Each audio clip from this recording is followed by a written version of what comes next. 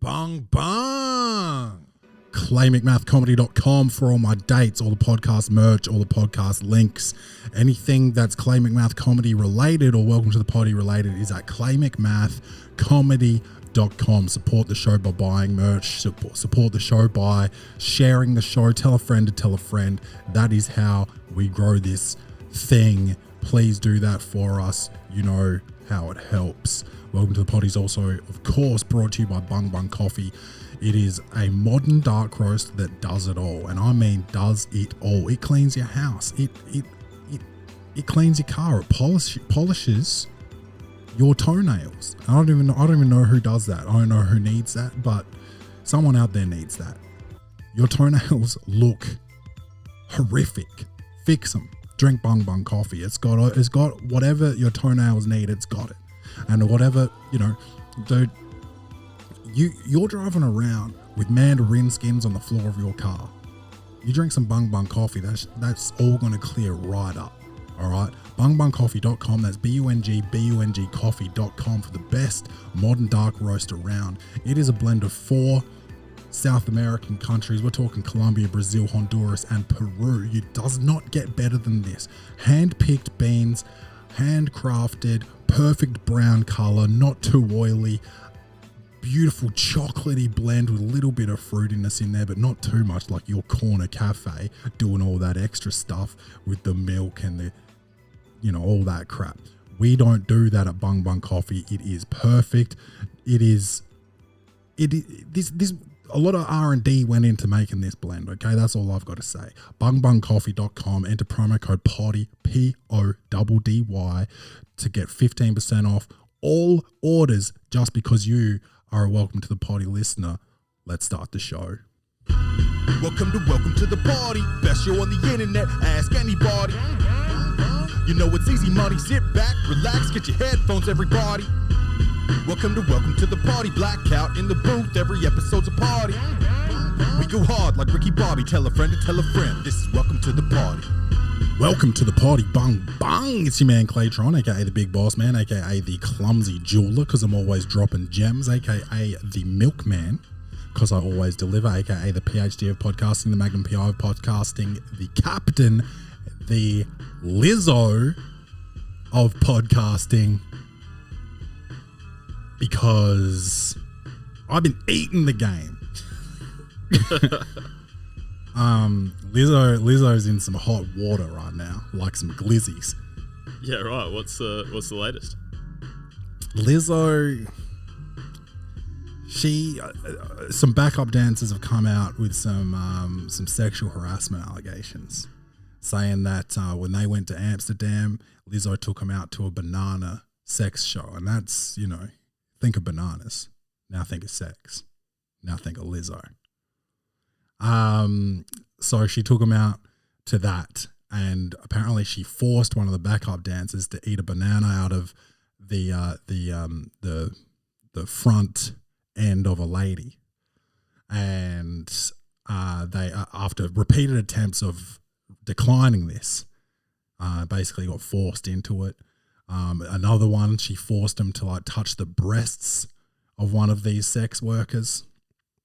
And then other people are coming out saying she's got a documentary, and the original director, a black woman, and black women's supposed to stick together, right? She said she left after 2 weeks. She was like the empowering and kind and friendly act. It's all an act. It's not real. She created a toxic work environment. She was a narcissist, all this stuff. Big fat Lizzo, big fat friendly, empowering Lizzo out there getting mad at everyone. And yeah, I don't know if you've ever seen clips of her shows, but her backup dancers are heavy as well. Okay. So I can't tell if they're mad about the sexual nature of the acts or the fact that they had to eat something healthy. But man, I mean, if I worked for someone and they were trying to make me, eat a banana out of someone's monkey, I'd be like, wow, this is a supportive work environment. I'd be pretty impressed with my boss if that's what was happening at my workplace. That's all I'm saying. Yeah. You see Wolf of Wall Street? I have. I mean, that's, you know, that's stuff that's really, that's more geared towards white people. I think there's not many black people that want that, but like it looked like fun to me. And I don't know, maybe these people are overreacting, but I feel guilt-free about all the stuff I've talked about Big Fat Lizzo on the Welcome to the Poddy podcast.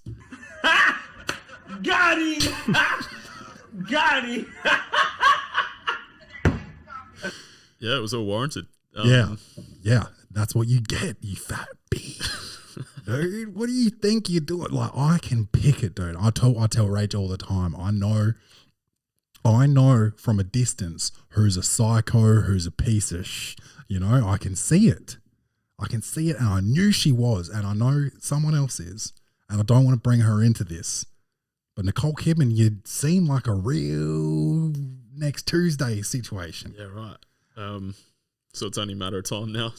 Until she gets it? You've called it. Yeah. Until she gets that Ellen DeGeneres treatment. Yeah. But yes, Lizzo. Yes. They got her, dude. They got her. And this prompted another thought for me. And probably not Lizzo per se, but just in general, bigger girls, eyebrows, immaculate. I don't know if you've ever noticed this. No, I haven't. I haven't put those two together before, but I'll pay more attention. Big girls be brown. And I don't know what that means, but there's something about big girls having nice eyebrows. Shit, I guess I'll keep an eye out. Keep an eye out for it. Now, the question here is, and this is like little from column A, little from column B situation. It's is it both of these things, or could it be this? Could it be that? Can it only be this? Can it only be that? Now, if you're paying that much attention to your eyebrows, is your Brazilian area taken care of? I'd assume so. But if you're that heavy that you can't see your situation. Yeah, unless you got a pretty like intricate mirror setup, might be a bit of an issue. Yeah, or you have to go to like the wax specialist or whatever they're called, beautician. And are you too self-conscious to be getting your whole situation out when you don't even know what it looks like? Okay, so maybe there's no correlation there. Maybe it is just a bit of column A, bit of column B. Yeah, but if you're going somewhere to get your brows pieced up, maybe on the same trip, you go and get your situation sorted. I don't know, but maybe big girls are the move. That's all I'm saying. I don't know. I don't know. This might be a survey for Instagram. Yeah. Maybe for big girls or for guys that are into big girls. Anyone who wants to answer it. Yeah. Okay. What else did I want to talk about? Oh, dude, you said this week sometime you went crazy on the food. Yeah, dude. I think 3 nights ago. Yeah. Was that movie night or? It's the night before movie night. Night before movie night. So just any particular reason that you decided to go crazy? No, not really, man. It's just been a while. I was in Melbourne on the weekend and didn't get my like nightly sugar fix in for a few nights there. So I think I was making up for it when I got home. Yeah, right. I've got I don't know if it's a bad habit, but if Rach is out at night, I enjoy treating myself. And she this weekend her family from Japan here for a visit for a month. Her mum has moved back here after being gone for 15 years. So everyone's back. So she's out. She's doing this. She's doing that. So I was 3 out of 4 nights I was home alone for dinner. And that is not a good look. What are we talking, like double serves or? I'm talking, I think it was Friday night. I ordered Uber Eats, 2 cheeseburgers. 2 cheeseburger meals, sorry. So I got 2 cheeseburgers, 2 small fries, and 2 cans of soft drink. Bodied it before halftime of the footy, I reckon. The next night I cooked. I can't even remember what I cooked. It was like moderately healthy. It was fine.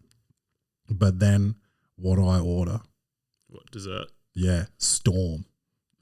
But Yes. they don't even, on Uber Eats, or at least on my Uber Eats, they don't offer Biscoff Storm on Uber Eats.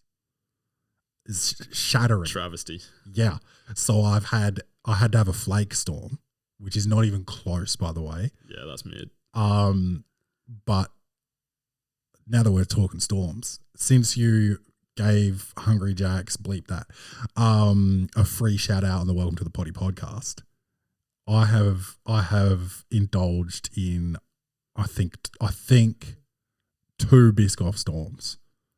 That's crazy because I haven't been back since I gave him the shout out. Wow, dude. I was like, I've got to try it. And then I was like, this is delicious. And I tried another one the same week coming home from a gig. And that gig was like a 3-minute drive. I did not need to stop in anywhere on my way home from that one. I might need to stop past tonight. Yeah. It's been a while now. Oh, that Biscoff Storm. Oh, and one of them, check this out. Not happy with this. The first one was perfect. It was the perfect Biscoff Storm. Second one, ran out of the biscuits, so they only had the spread. Now, the spread's delicious, but I was like, well, you got to give me extra spread. And they did. Have to, yeah. But it's not the same. You you need that texture of the biscuit. need the bickies. Were you saying that you'd never heard of Biscoff before that? Or was I that think someone else I was talking to? I may have heard the word, but I asked you what Biscoff was. Yeah, okay. Have you noticed it in supermarkets since or not?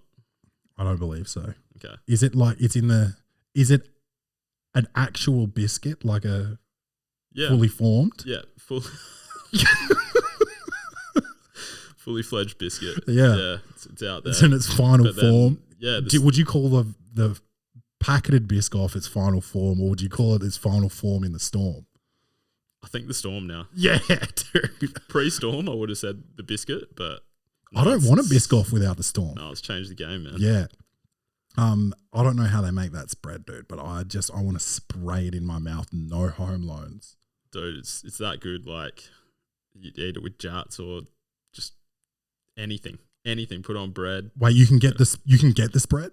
Yeah, it's like next to peanut butter or Vegemite or something like that. It is unfortunate that you have told me this. That's why I thought you might have seen it. No, I just thought that was like Hungry Jack's special. I thought there was only Biscoff biscuits. No, it's out there in a jar, dude. Oh no. Yeah. Rachel's going away this week. Rachel's going to Middleton for 3 nights or something. So I'm about to body a jar in 3 nights and she'll never find out. Got to swing past Costco, get like a 1 kilo jar or something. I'm not a member. Ooh. Yeah, neither actually. Thank Christ, dude. It would be a problem. I've got no willpower, dude. I've got to do a strategy to not buy crazy shit at the supermarket. How many minutes are we in? 13. Oh, okay, I'm allowed to swear. I think it's 5 minutes from the research I've been doing. All right, we're on here. Yeah. Yeah, I've got to do a fully fledged routine, not routine, but strategy before I go to the supermarket to make sure that I don't buy crazy shit. Like I've been known, not like regularly, but I've been known to just buy a fucking a spray thing of whipped cream and just fucking spray it directly in my own mouth like a fucking pig, dude. You're on that Lizzo shit, man. Yeah, dude. That's crazy. I've never done that. I've done that. I've done, you know what I feel like? Nutella. I'll buy Nutella and that's it. I'll come home and get a spoon and start eating Nutella. I've done that. Do you like custard? I like custard, yeah. Do you ever just drink it? No, that's not me. I would, if I was going to buy custard, I would buy like an apricot Danish, and I'd heat up the custard and I'd pour it over the top of my apricot Danish, and I'd body that. I'd body a whole Danish if I had to. If I didn't live with Rachel, I would body a whole Danish. Wait, Danish? They're not that big, are they?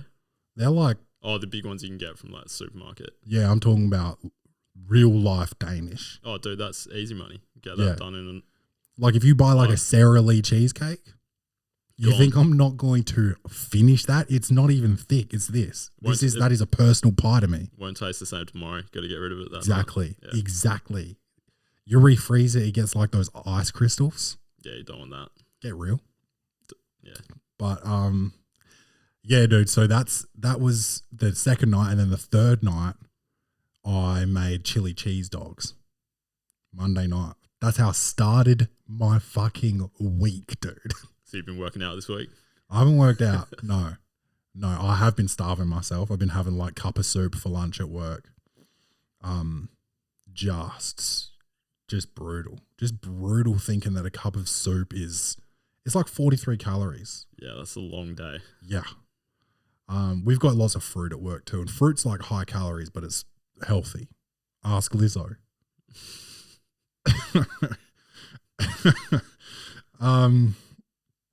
But that's pretty much just what my week has been, is just gluttony. Love it. Yeah. It's a sin apparently. I don't know how gluttony is on the same level as like murder or whatever. No, it's like a D tier sort of sin. Oh, okay. I would have thought anyway. We're not fact checking here. No, I don't know the rules. Have you ever met a Scientologist? I don't think so. You don't know. I think you got to be rich to be a Scientologist. Yeah, that expects some donations. Yeah, so I don't think the Church of Scientology. I don't know what it's called. Is it the church? Yeah, I think so. I don't think that we have access to people that could even be Scientologists. I definitely don't. No. Most of my friends, you know how people are like, what's your drink? You know? And then people will be like, oh, I drink a Manhattan. It's my drink. Most of my friends, when they go to a bar, they're like, what's on the specials list? That's my friends. Yeah, I'm one of them.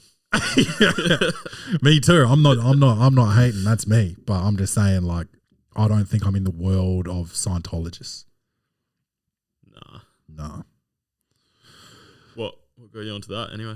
Oh yeah, I was just wondering. I wonder what their rules are.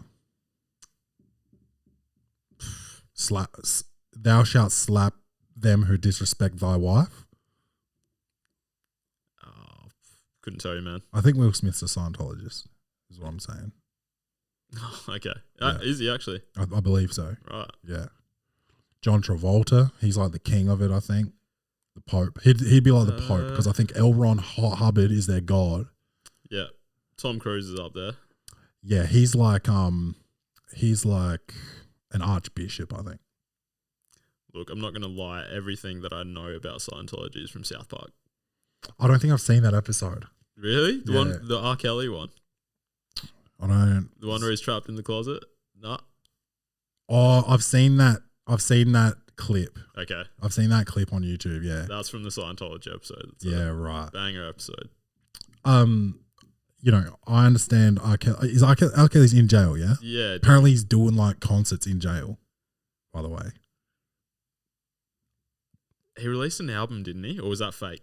That might have been fake. Through the phone or something? Yeah. Yeah. I think it was all recorded on a phone. Yeah, I think that was legit. I haven't heard it though. Nuts.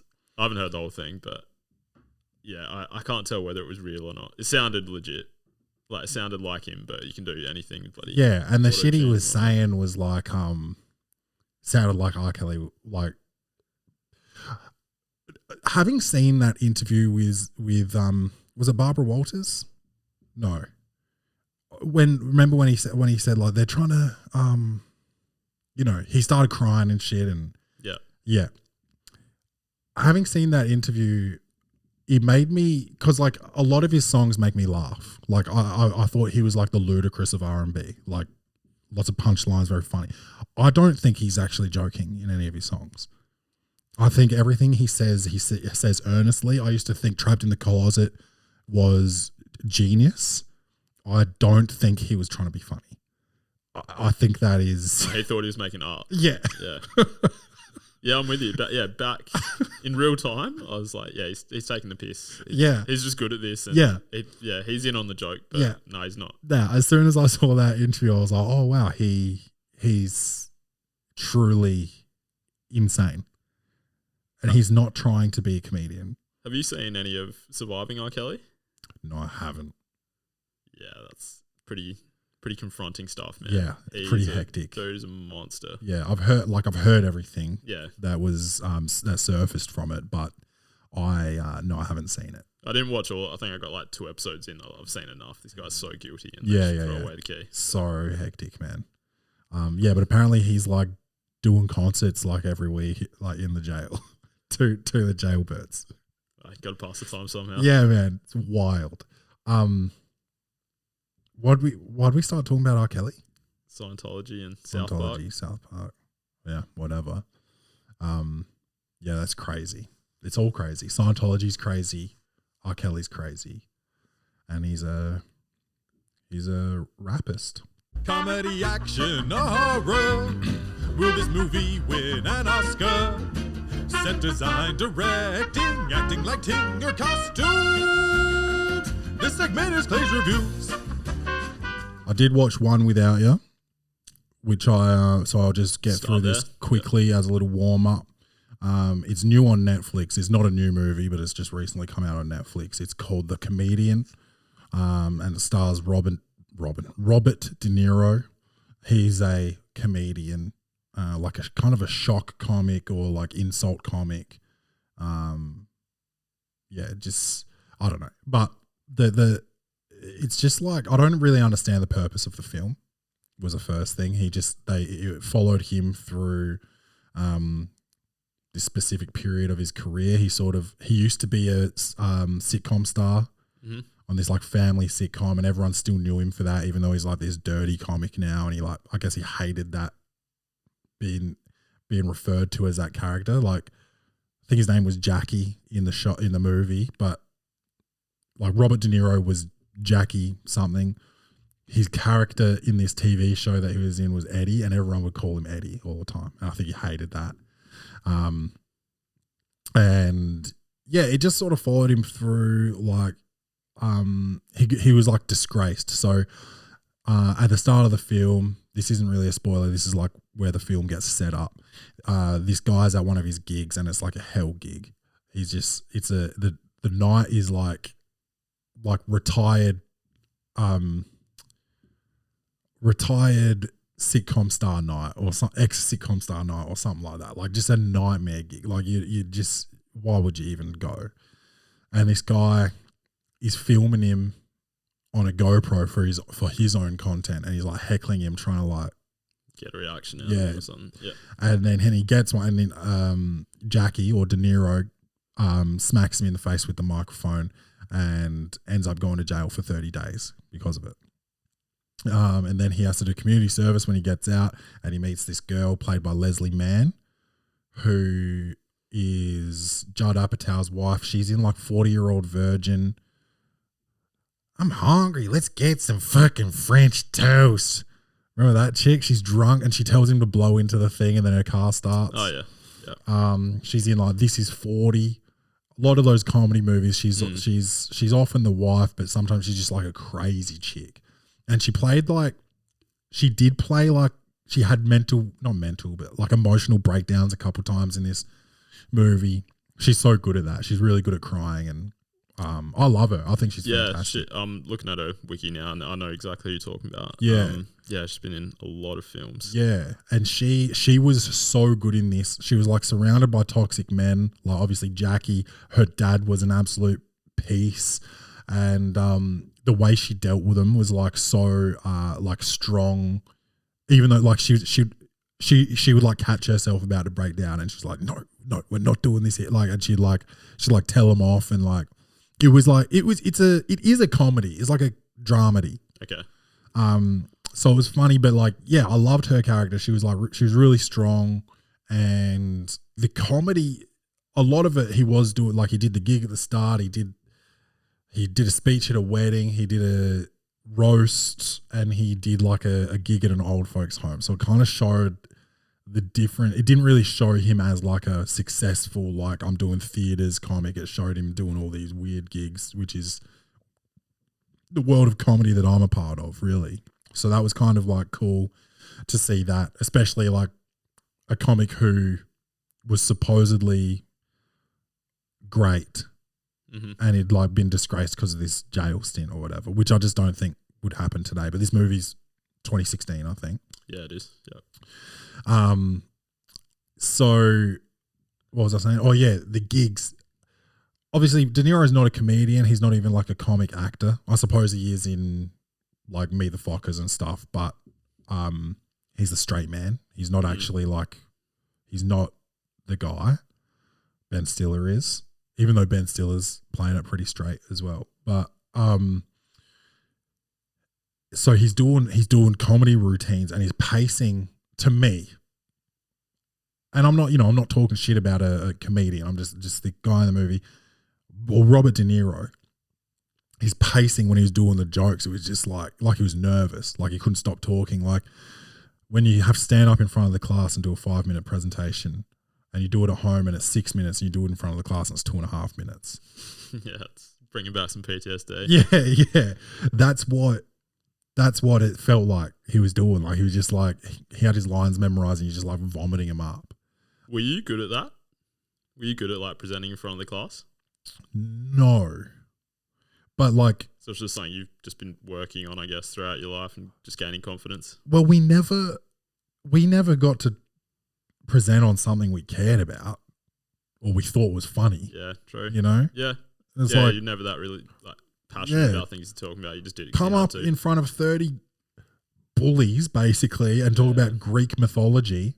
No, I'm not going to be good at that. Yeah, I hated that shit. Get up in front of 30 paying customers about what you think is funny. It's a little less daunting, I think. Yeah. I guess you got to make people laugh, which is pretty scary. But yeah, the pacing threw me. I didn't like it, and the movie was like insisting that he was a brilliant comic as well. Like it. Yeah, it was really trying to like put him up on a pedestal like he was Eddie Murphy or something, you know? Okay. And the jokes weren't that funny and they weren't delivered well, I didn't think. But he's not a comedian and I'm not trying to judge his comedy chops, just like. But he was mainly famous in the film because he was an actor earlier in his life. Yeah, I guess so. Like, who else would this be? Like, first thing that came to mind when you said that was probably Michael Richards. Like, iconic character on a TV show, and I never really hear anyone talk about his stand-up comedy. No, because I don't know if he's been up since he dropped the N-bomb. Yeah. Yeah. But like, even before that, I'd never heard of Michael Richards stand-up. No, neither. I couldn't tell you Michael Richards bit. Yeah. Yeah, it's probably something like that, except it really did feel like they were pushing like his brilliance. Okay. Yeah. He actually, my favorite part of the movie, he's roasting this old lady. I think she's 94, 95 years old at this club or whatever. Roasts her and she's laughing so hard and she actually dies. So he kills, right? And this guy says that to him. He's like, you're killed. And typical comedian, he says back to the guy, I didn't even get to my best stuff. Like this woman's dead in front of him and he's worried that he's like pissed that he didn't get to do his best jokes, which I like completely lost it at that. Cause I was just like, that is like how selfish comedians are. Like I would be like that. But, it was fine. I gave it a 5. Sounds pretty bad. It's watchable. Okay. It's watchable, but it's not like in my favorite films, you know? Not racing. When I got very excited about it because like a lot of my favorite comedians, not a lot. One of my favorite comedians has talked about it a lot of times on his podcast. Like it's just come up and he's like mentioned it or quoted it. Oh, I can't believe I haven't seen this. You know, I'm supposed to be a comedian. Got to see The Comedian. And then it popped up on Netflix. Watched it and I was like, yeah. Okay. And I don't remember what snacks I ate for that. But it was only on Monday night, so it was only 3 nights ago, and I just feel like I don't watch movies without snacks, so I definitely had some. See, I've only really started doing it since it became a thing on the pod. So you just sit down and watch a movie with a fucking naked mouth. Well, like, I won't go grab something at the start of the movie. I might get peckish during it, and then I'll go grab something. But Yeah, I never made like a conscious effort to go make sure I was sitting there ready with snacks to go. Yeah, right. So I've never like gone, what should I get for this movie like I do now with the pod? Yeah. But if I know for sure that I'm watching a movie that night, I'll get snacks. But if I don't know that I'm watching a movie, I'll do like what you do, like, oh, movie, I better Go raid the cupboard. Yeah, check what we got. Have some porridge or something. But our movie that we chose, or was recommended to us actually, this one, Babyteeth. And this is Australian and it's on Netflix. Do you know what you ate for Babyteeth? Had a Monster, I think they're called Monster Maxi Bon, like the cookies and cream one. Oh, yep. Purple wrapper. Yeah, nice. Is it bigger than normal? Nah, same size. That's a rip-off then. Might not be called a Monster. I don't know, but the purple one, cookies Yeah. and cream. Yeah, nice. Delicious. Anything else? I had a couple of Tim Tams left over from the night before when I was pigging out hard. So Nice. yeah, that was it. But that was good enough for me. Nice. And How did you about watch it with your roommates? No, Hannah and I watched it. Yeah. Harry didn't watch it with us, but she walked in and asked us what we were watching, and before we could say anything, she said, "Oh, is this that Baby Teeth? No, sorry, Baby breath. Baby Breath." Yeah, that's right. And yeah, just had to hit pause for a few minutes. Yeah. And laugh that one out. Yeah. That's hilarious at the time. Did this movie make Hannah cry? Yeah, it did. Yeah. Bawling her eyes out. Did it make you cry? No. What's it going to take? Dude, I was so sad like the whole time I was watching it, but just couldn't well up. If you're at a funeral and everyone's crying, do you just go, I'm so sad? I don't know, man. It's just something about crying at a screen. I just can't do it. Okay, that's fair. That's how I used to be. I'm sure if it was people I knew on the screen and something sad was happening, I'd well up a bit, but I can't get there. Okay. We'll find one. Me and Rach were just sobbing messes. Dude, I wanted to. The final scene, and no, let's not start at the end. We're not Tarantino. Yeah. But my snacks, I decided to go with the classic popcorn because they look like teeth.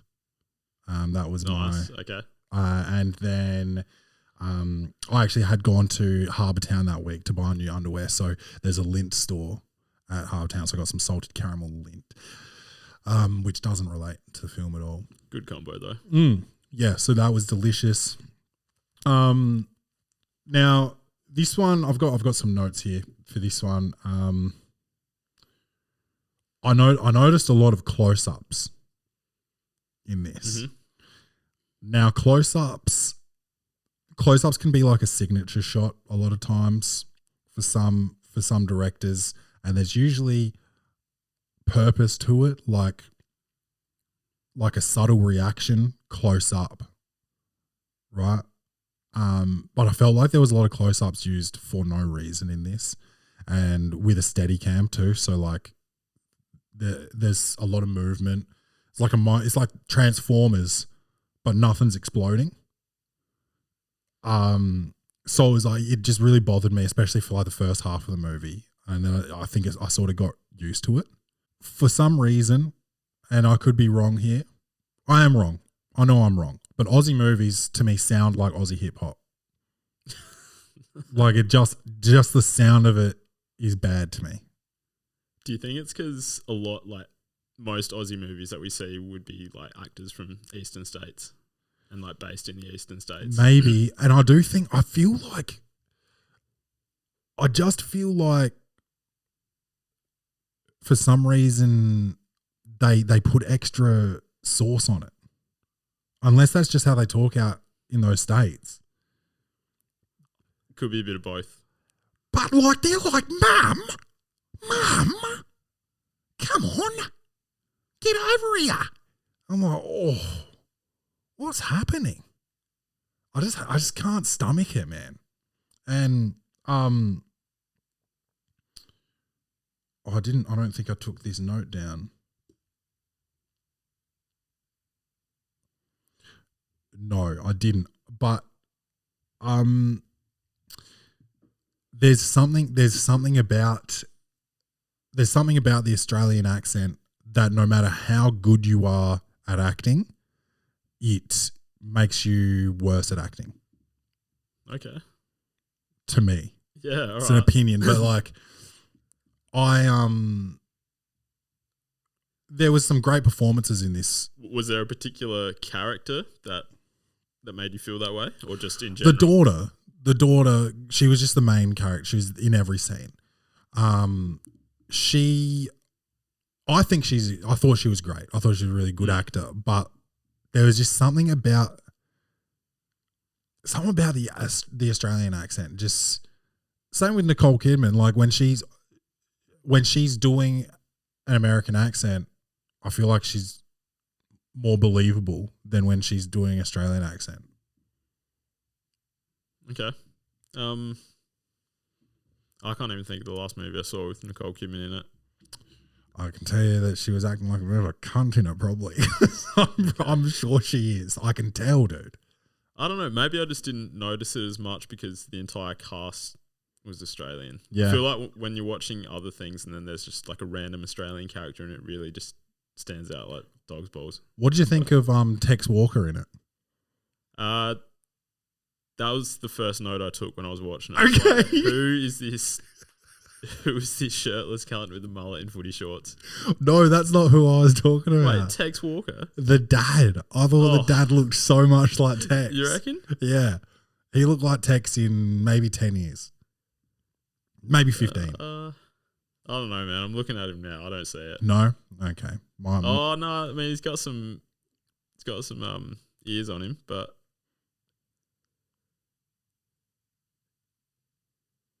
Yeah, I don't know. Apart from the years. Maybe I'm off. Maybe I'm off on that one. Did the music subplot do anything for you? Not that I noticed at the time, to be honest.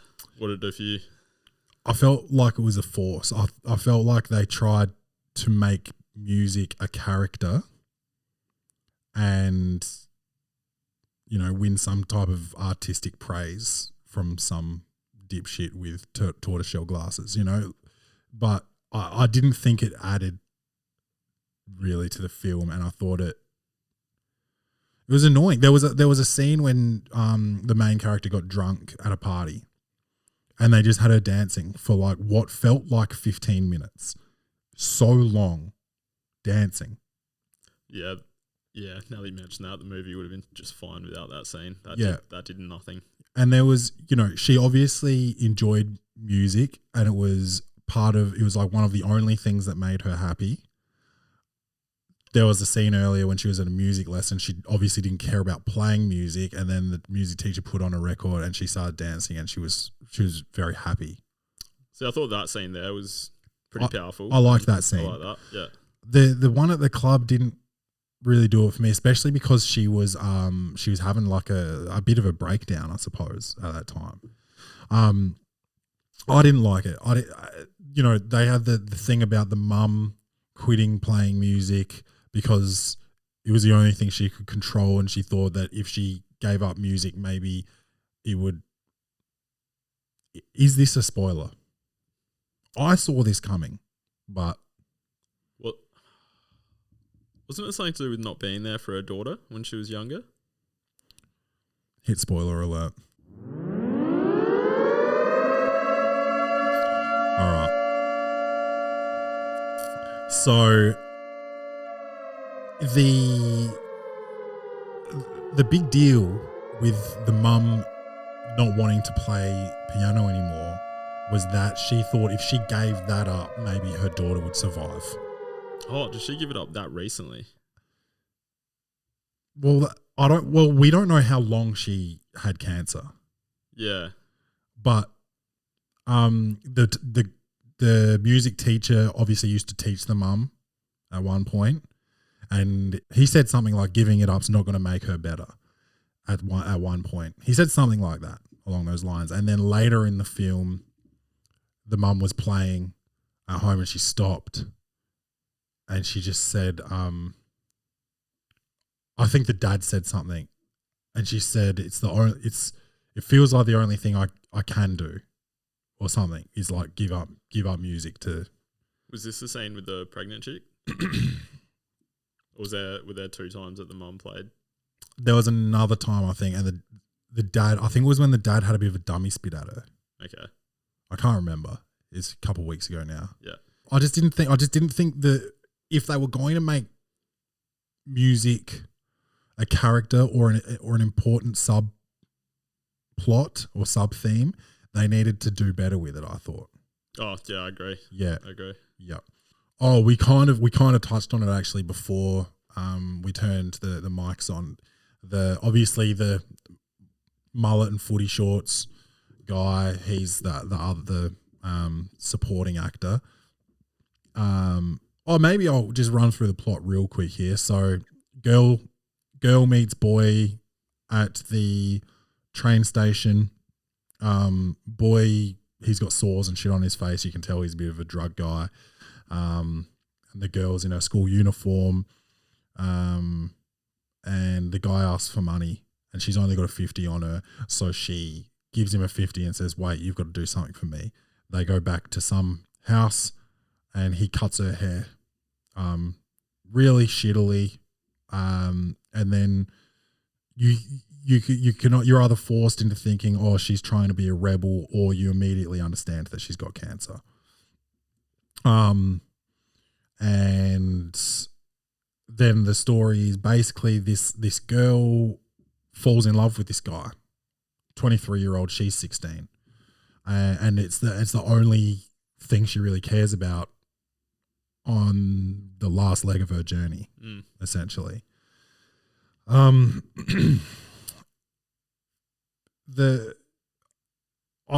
liked him. He reminded me of someone. I couldn't really figure out who. Now that I actually say that, I can figure out who, and I don't want to say it on the Welcome to the Poddy podcast. Bleep this.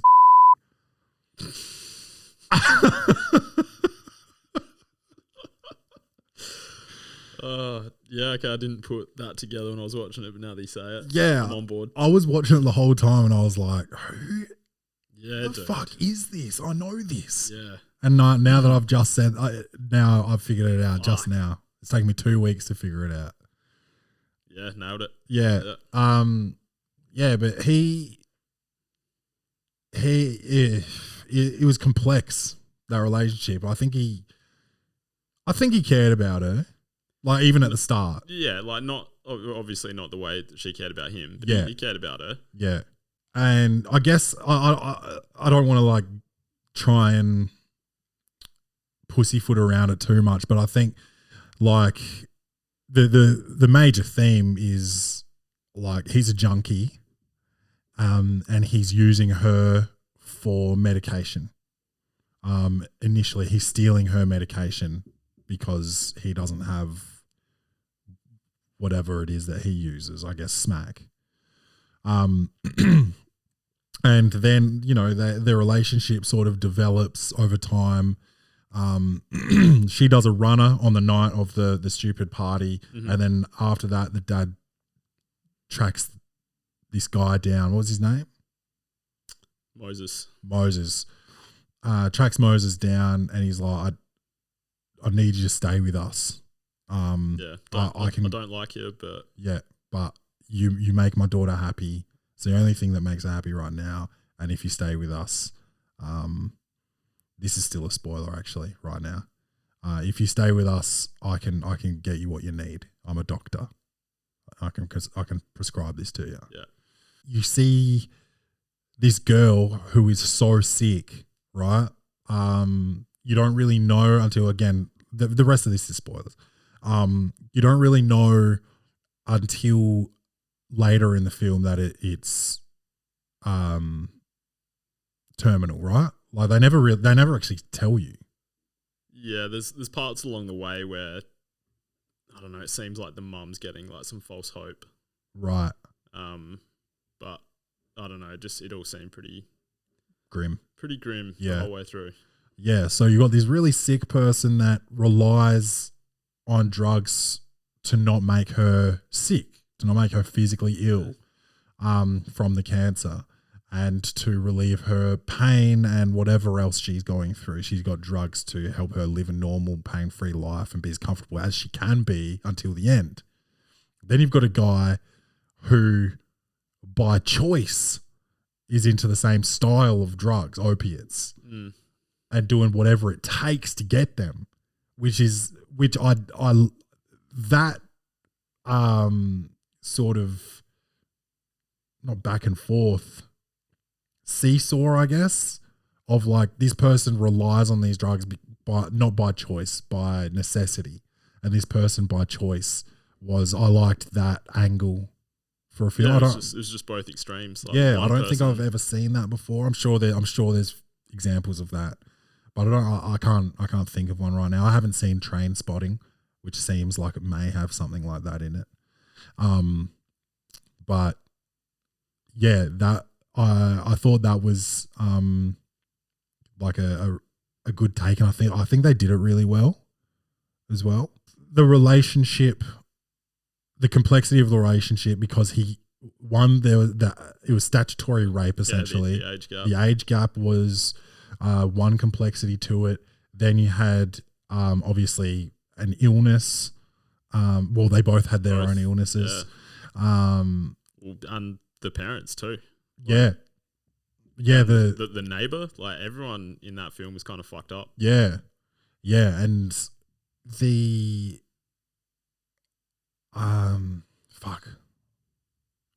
Oh yeah, like he clearly at the start, he didn't it wasn't love at first sight, right? It was I'm just trying to get some bread so I can score. Well, I think it was for her. For her it was, yeah. Which is which is a pretty cool another like parallel where like he kind of saw a sucker. Yeah. At first, and she was instantly in love, and then his feelings for her developed and her eyes opened to what he truly was. That development of that relationship I thought was done really well. I think for the most part the music portion and just some of the creative choices of like shot choice and lighting and color and stuff like that. I thought maybe I'm wrong, but I thought it was probably a first time director really trying a bit too hard. Okay. No offense, because we'll get to the score. I do think it was a very good film. I just felt like it was a bit of a force at some parts of it. On 2 occasions, they had the girl break the fourth wall, which it took me out of the movie both times. I can't think of an example of like where that works. Where did it happen in this film? I didn't notice. There was one, she got dropped off at school and she ran around to the front of the car and she kissed him. Like he was in the car on the drop off and she kissed him and she turned to the camera and like winked. Okay, I missed that one. And there was another one. I can't remember the other one. Yeah, I remember that scene, but I didn't catch the wink. Yeah, she did it twice, and I still don't understand why. She didn't narrate the film. There was no true relationship between her and the viewer directly. So I don't know why you would break the fourth wall like that on 2 occasions. I was going to say, like, wasn't her first film, was it? But I'm having a look now. It's been, sorry, it was. That was her first film. Do you reckon you think it was intentional? What? It was like you felt like she was winking at you, like directly at the camera? Or do you think it was just like a novice actor? No. It was a. So I didn't say it. So Oh no, it was blatant. Like Okay. it wasn't like an accident. okay. Yeah, it was for the story or something. I don't know what it was for because it took me out of it. It didn't need to happen. I was quite happy just being like a fly on the wall. I didn't need to be acknowledged for a reason that I still can't understand. Okay. Yeah. Twice. Oh, you didn't really mention this thing. You just said the movie was sad.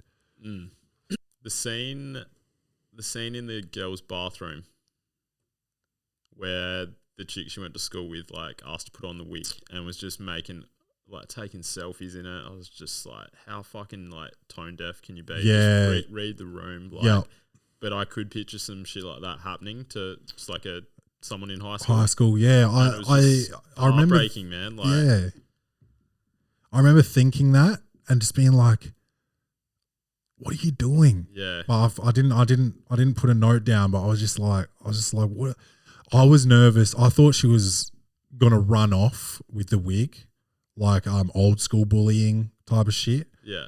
And she wasn't bullying. She was just I was ignorant. worried about that too. That's what I Yeah. said to Hannah. I was like, she better not run away with this wig. Yeah, but it was almost worse what she Yeah. did. Like, oh my God, I look so different. Wow. And then she saw like the girl's face and was like, oh, it looks better on you though.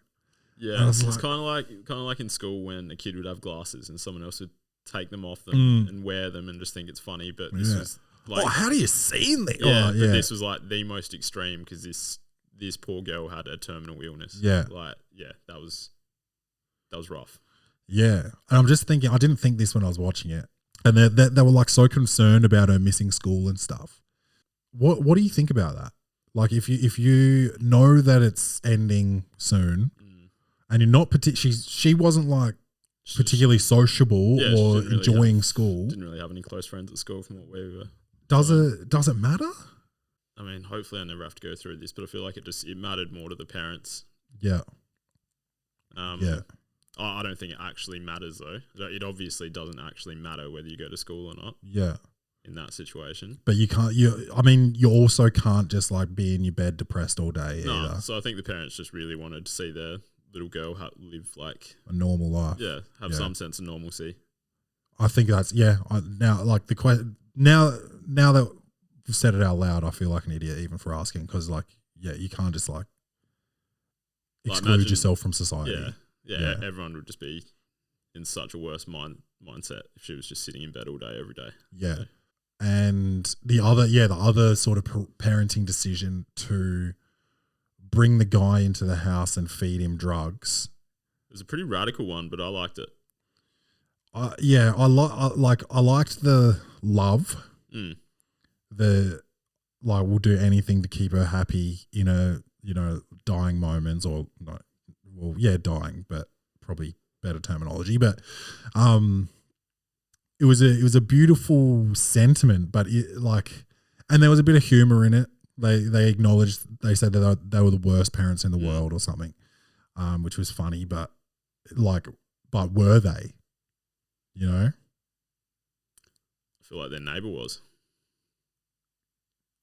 the chick that was pregnant, just like smoking darts and drinking coffee and yeah, adulterizing. Yeah, she didn't have a partner, I don't think, but yeah, I called that straight away. Me too. It was just the way the dad looked at her. I think they intentionally made it obvious. Yeah. And obviously the mum was having such a mental breakdown that he was sort of over his whole situation, which they didn't show at that point. So it was like,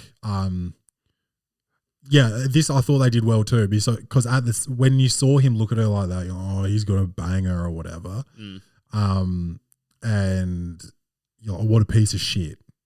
And then you kind of, you're not supposed to cheat no matter how upset you are at your partner, but you kind of see what his situation is at home, and like the deterioration of not only his daughter's physical health but his wife's mental health, and he's just like, fucking hell, like give me a minute. Yeah. Yeah. Okay, was it the first scene where you see the parents and they're Yeah. in his office and he's just like eating while they're going at it? Yeah. You could just see how disinterested he was already in it. That kind of set the table. Yeah. Yeah, I thought there was a lot of good in this, like especially for a first time filmmaker. It sounds mad disrespectful that I said. Well, I don't know if it's disrespectful because I managed to call it that it was her first film. Like I could just feel that in the force of some of the stuff. It wasn't unforgivable.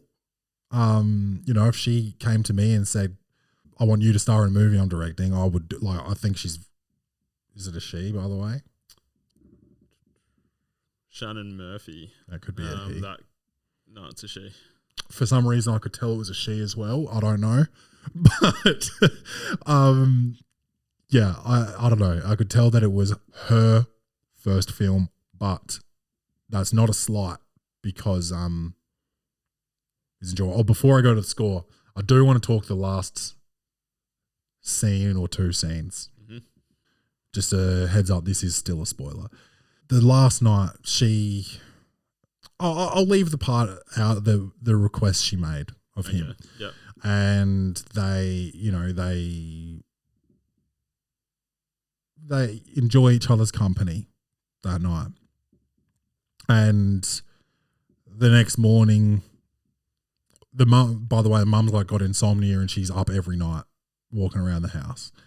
And she's like, oh, she didn't get up at this time. She didn't get up for a medication or this or that. And the Moses comes out and he has a cigarette and he's just like, oh yeah, no, she said she didn't need it. She said she was fine. And the mum's still sort of ignorant to the whole situation. Still asking questions, chatterboxing. You see the look on Tex's face. And he knows, right?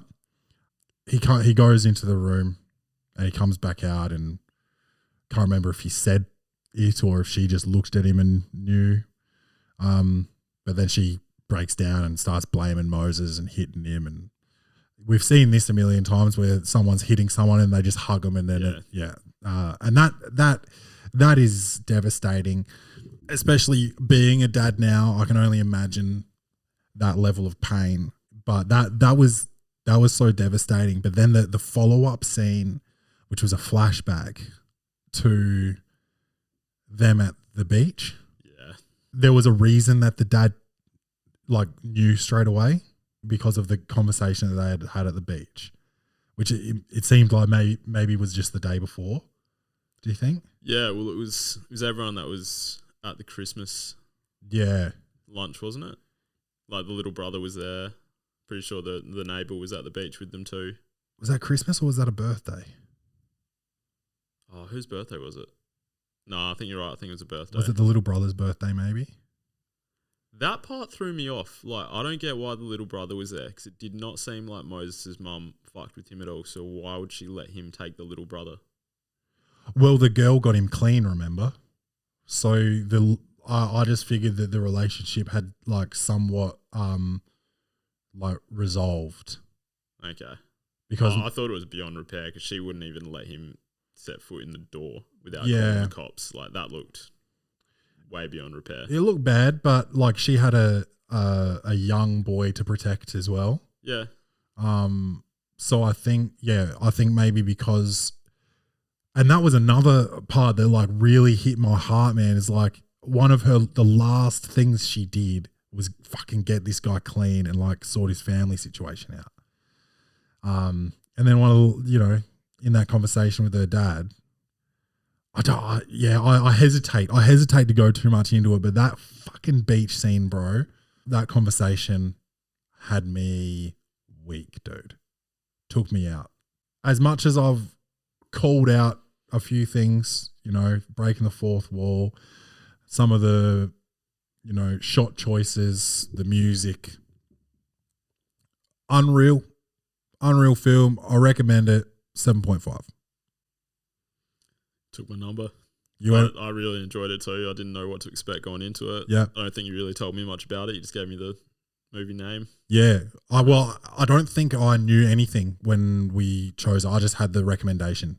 Yeah. Yeah. Yeah. So knew absolutely nothing about it. Didn't know it was going to be Australian. So Yeah, I didn't know either. Oh well, no, because you had seen the I think you said you'd seen the tile for it, and you saw a guy with a mullet or something, and you were like, oh, that's right. He's hell Australian Has looking to up. be. Yeah. Has to be. Yeah. No. Okay. Yeah, but Had a hunch, but I hadn't even seen that, so I was because you said that I was expecting Australian. okay. But yeah, I didn't know where it was going to go. Yeah. No, it was really good. It's really enjoyable. Yeah. Sad, but glad I watched it. Yeah, a couple of saddies in a row because the last one was the whale. Yeah. Yeah. And we've got the next one locked in, Oppenheimer. Yeah, looking forward to it. We will have actually seen that before this episode is dropped. But that's what you'll be listening to next week, folks, is Oppenheimer. Oh my god, it's so big and strong. Bung Bung Coffee. Big, strong flavour. Competition? I don't think so. bungbungcoffee.com. Get yours.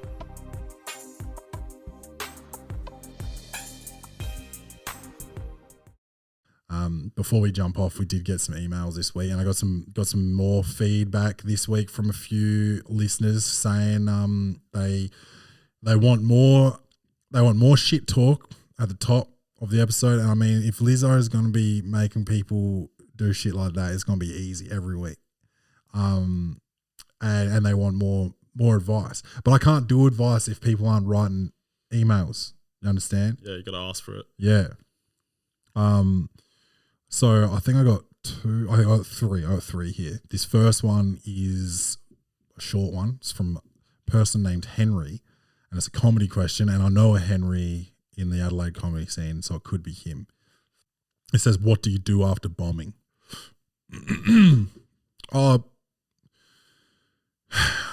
Fucking look at my shoes for the next fucking 3 days. I don't know. I fucking hate it. I can't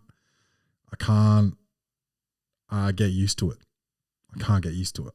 I just I know some comics that thrive on it, or at least pretend to enjoy those shitty gigs, and so I don't enjoy it. I enjoy working for a laugh. I enjoy, a couple of jokes not quite hitting and being like, okay, I've got to lift it, and then getting them. Mm-hmm. I don't enjoy just eating dicks for 10 minutes. Like a proper bomb, I don't. It takes me until my next gig to get over. Which is funny because if I have a good gig, it takes me 24 hours until I already think I'm a piece of shit comedian again. So that's pretty annoying. But what do I do? I guess I put my head down. I leave. Maybe I'll get a cheeseburger on the way home. Maybe Biscoff Storm. Maybe I'll not sleep that night because I think I'm a piece of shit. Maybe I'll write new material at the club. Maybe I'll open my notebook at the club and just start writing and changing shit. Maybe I'll wait till I get home.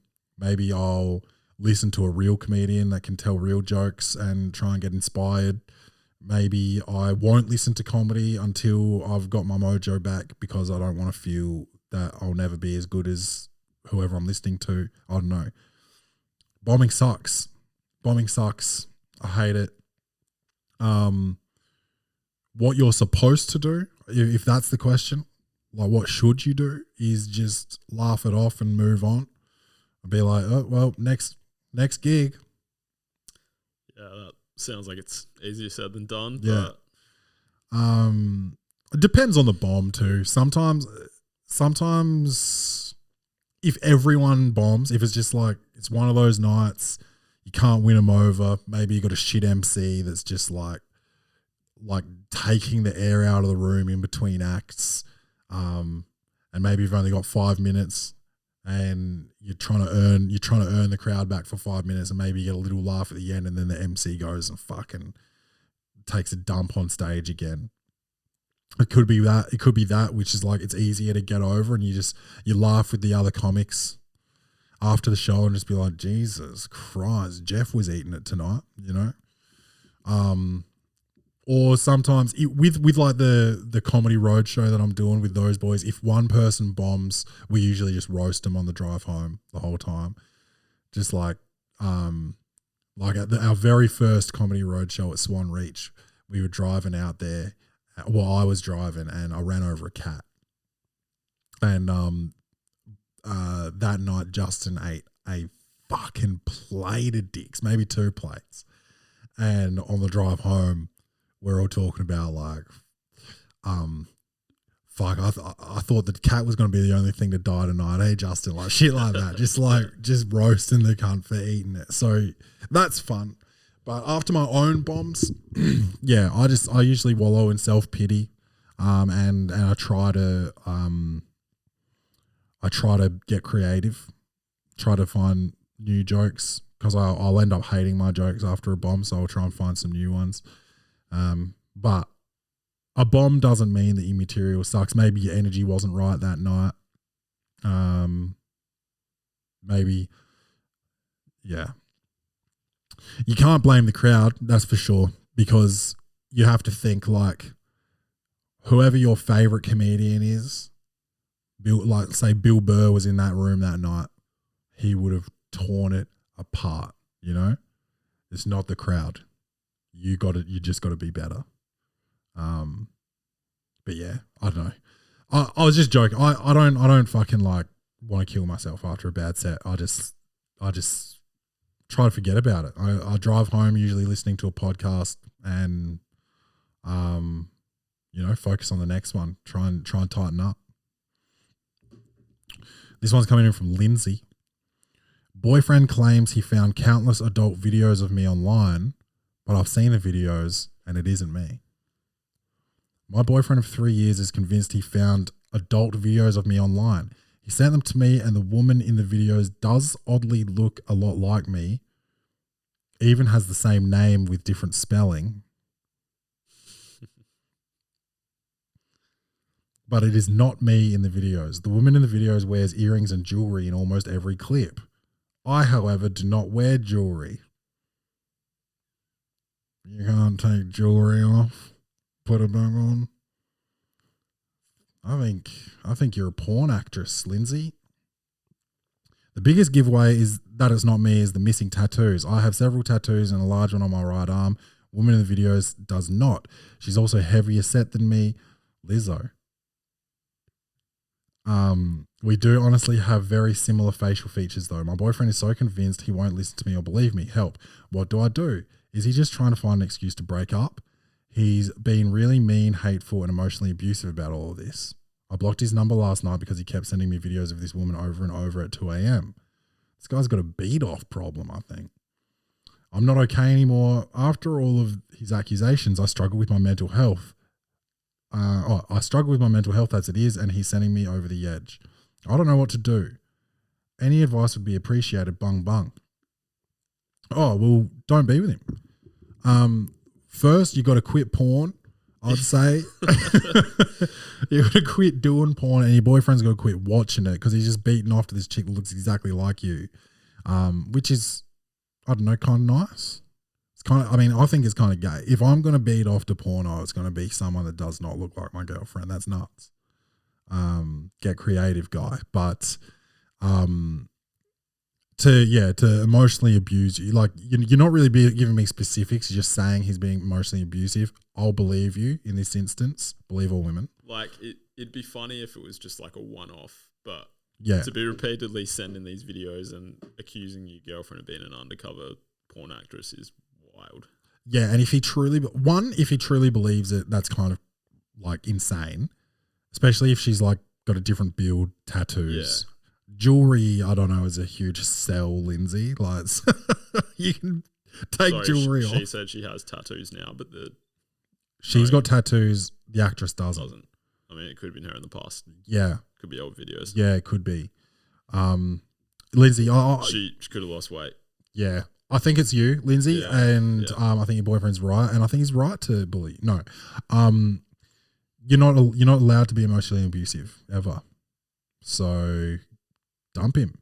And maybe he does want to dump you. Maybe it is an excuse, like you said, because guys aren't like in touch enough with their emotions or communication skills to break up with people. I've always said they should teach how to break up with people in schools, because the amount of, I'm usually the one that gets broken up with, but the times I have done the breaking up, I've been very bad, very mean, standoffish. Oh, I've done the ones where I've just tried to be a cunt to make them break up with me. I've done that. I've told the truth. I do not recommend that. In terms of like, this annoys me about you. This is gross about you. I hate it when you do this. You walk funny. Your breath stinks. You sound, your voice is annoying. You know, like you can't just do that's mean. So, maybe he's trying to break up with you. I think he sounds like he's just immature. He's got a porn addiction anyway. Get rid of him. Get rid of him. And, while you're a porn actress, I don't think you should be in a serious relationship. Last one here coming in from Matt.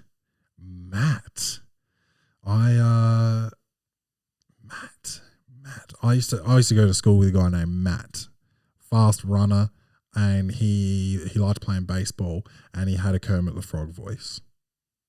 It sounded like this. You gotta tell me who it is off air. All right. Bleep this. Oh yeah. Sorry, I thought you were talking about I know his name's not Matt, but who's that other real fast guy? Troy. Yeah. Bleep that. This one's coming in from Matt. Caught shoplifting. Do I tell my parents? So this guy must live at home. Oh yeah, he says he's 15 here. So basically, I was caught shoplifting a $3.50 drink. The owners called me out, and I immediately confessed, gave them a $50, and left without the drinks and change. I don't believe you, Matt. I don't believe that at all. I just buy the drink. Do you know what I mean? Yeah, just buy like 15 of them, dude. And why are you shoplifting when you got $50? Yeah. 15-year-olds don't shoplift for the thrill of it. What? 15-year-olds don't have a 50. This just sounds like a 15-year-old flex. Yeah, this isn't adding up. I apologize, left the store promising to be better. This doesn't seem real. I want to know where this goes now. What else you got to say? They didn't take any ID, phone numbers, or any of the sort and gave me a second chance, mainly due to how remorseful and shameful I was. I'm flooded with guilt and working towards getting over it and working on myself to be a better person. I'm so glad I was caught. Oh, get out of here, dude. This is so gay, bro. It was my first time and I wouldn't want my confidence to build in that area. Anyways, my parents would most likely never find out, but I know if I were to tell them how upset they would be, which puts me into shame even more. Should I tell them? Would it do me or them any good? Or would keeping this to myself and working on myself as well as never doing anything of the sort again be better? Being really down and not sure if telling would help. Bingo, bango, bongo. Sorry, is that how the email gets signed off? Yeah. This dude is taking the piss, man.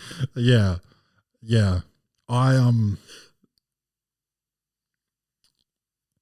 First off, you're an absolute pussy for only stealing like a can of Coke or whatever. Is that how much can of Coke's going through it for these days? $3.50? Sounds like a bargain these days, but yeah, probably. If you want to steal something, bro, you gotta get some bang for your buck. I think you gotta steal like a leg of lamb or something. Stick a leg of lamb in your pants. Maybe you want to go get something like like taco mix, something that's nice to have in the pantry, but like you've never got it. Jar of Biscoff. You need a jar of that. That's easily in the sleeve of a hoodie, a jar of Biscoff. So I might go steal some this weekend. That might be my snack for Oppenheimer. I might go to take a jar into the cinema. Yeah, we'll go steal some jars of Biscoff and then go see Oppenheimer, man. I'll get the biscuits. So yeah, I don't know. Steal better stuff first off, and don't, if you're gonna be a criminal, bro, don't be a pussy about it. That's like, I can't believe you hand over a 50. That's the craziest part. That's the biggest crime in this whole thing. Is you got robbed. You went in and tried to rob someone, and you got robbed, dude. That is nuts. That's like Craig getting fired on his day off. What's that from? Friday. Oh, Craig. Yeah, okay. They said Craig for a second. Sorry, I meant Craig. Yeah, that's wild. I can't believe that guy just made like a $46.50 profit off you trying to rob him. Dude, he made a $50 profit. Oh yeah, you didn't even take the drink. Take it. Matt, tell your parents and kill yourself. I don't know. You can't be making donations at the supermarket. Yeah, that's hectic, bro. But nah, don't tell your parents. Dude, you snitch on yourself and it's over. You think you already said your parents are going to be disappointed in you, but you won't even be able to forgive yourself for that shit, man. That is you'll be looking back on this in years to come and being like, I'm such a sucker. And you'll be sitting with like your girlfriend who emotionally abuses you because you used to be a porn star or whatever, and you'll be like, I can't believe I gave that motherfucker 50. Man, you corny. Dude, corn, that's another easy steal. Just shove that right up your sleeve. Dude, wear sleeves. How'd you get caught as well, by the way? Dude, shoplifting is mad easy. If any young kids are listening, shoplifting is mad easy. I shoplifted you got caught actually. Yeah, did we? I think we talked about it. Yeah, recently. Yeah. They saw you do it? Yeah, I got caught. They saw me do it. And how much did you pay them? Imagine if that was the standard. In some countries, they cut your hand off, and in some countries, you can pay the fine on the spot if you're a big enough pussy. I think I've lost Matt as a listener. Yeah. Well, I don't want fucking absolute bitches listening to this show, dude. That's nuts, bro. I can't even fucking believe this guy.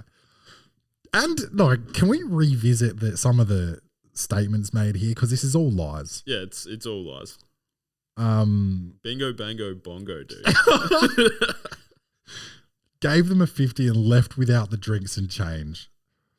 I apologized and left the store promising to be better. Dude, that's so Asian, bro. Like he's walking out backwards and like bowing on his way out. Oh, to be a better. Oh shit. Dude, he's like he's let down his ancestors or some shit. Like, what are you talking about, bro? What movie did you watch before writing this email? What else did he say? He gave me a second chance mainly due to how remorseful and shameful I was. It just sounds like this guy's practicing his English writing or some shit. Yeah, this is ESL shit. Yeah. So maybe I was right about him bowing out of the store backwards. It's nuts, man. Anyway,